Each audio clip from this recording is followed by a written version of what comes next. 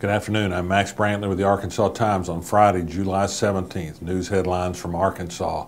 Sad news from Tennessee. One of the 4 Marines who was killed in the attack on the Naval Reserve Center in Chattanooga yesterday has been identified in multiple news accounts as an Arkansas native. David Wyatt, a Russellville High School graduate, has family still in Arkansas, leaves 2 children and a wife. Sad news for whoever, but it's an Arkansan in this case.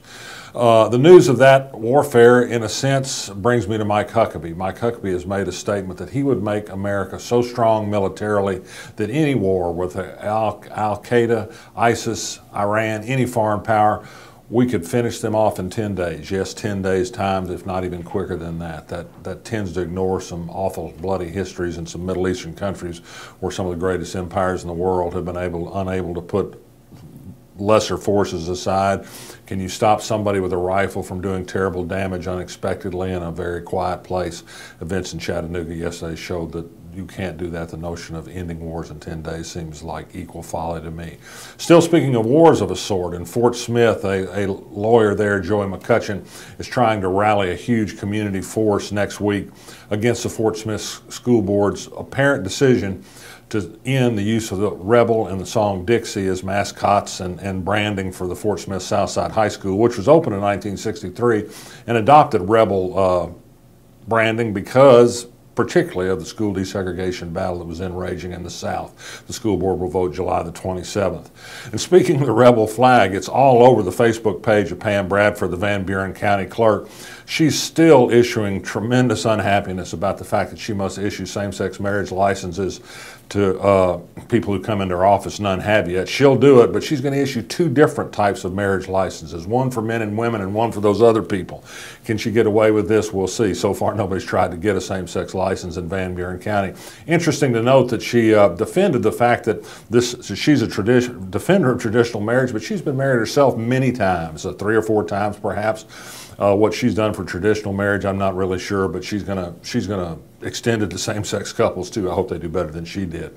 An important ruling yesterday by the Federal Equal Employment Opportunity Commission. It said that you cannot separate sexual orientation from being a sex-based matter when it comes to employment discrimination. That is, it's employment discrimination to take action against somebody because they're gay. People who are fighting for a Equal Employment Opportunity Code in the Bentonville School District have seized on this, but this isn't important just in Bentonville. This could extend to all federal employees, perhaps other government employees, and some private businesses, the cover of the federal law and saying you can't discriminate against somebody based on sexual orientation. The world is indeed changing. Stick with the Arkansas blog this afternoon. I'm working on a story that may develop today, I hope it does, about some more signs of internal friction in the Arkansas Supreme Court, an effort by part of a group there to boost significantly the pay of favored law clerks and administrative assistants, while perhaps not giving quite so big raises to others. Continuing friction on the Supreme Court doesn't bode well for the conduct of the law in Arkansas, I'm sorry to say.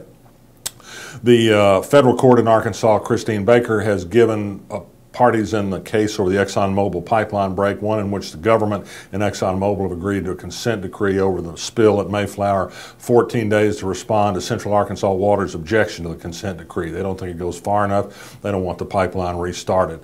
Saturday morning, you can check my blog and find the link, but you can tune in to a live webcast from Wisconsin shipyard of the launching of the USS Little Rock, a new combat ship named for our city, follows in the footsteps of a light cruiser that became a missile cruiser some years ago. And finally, I'd send you to my blog on a personal note of privilege to read my tribute to a Little Rock school teacher who died too soon and unexpectedly yesterday in Atlanta. She was Susan Purvis. She was a much lauded art teacher at Gibbs Magnet School. Her students won award after award after award. She was a kind, wonderful person. She showed how much art could uplift people and how kindness could uplift all of us. She was my example. Every time somebody talked about the Little Rock school teachers and the members of the Little Rock Education Association, I said, you're talking about Susan Purvis. If they were all like Susan Purvis, we wouldn't have any problems in schools today. I'm Max Brantley. I'll be back next week.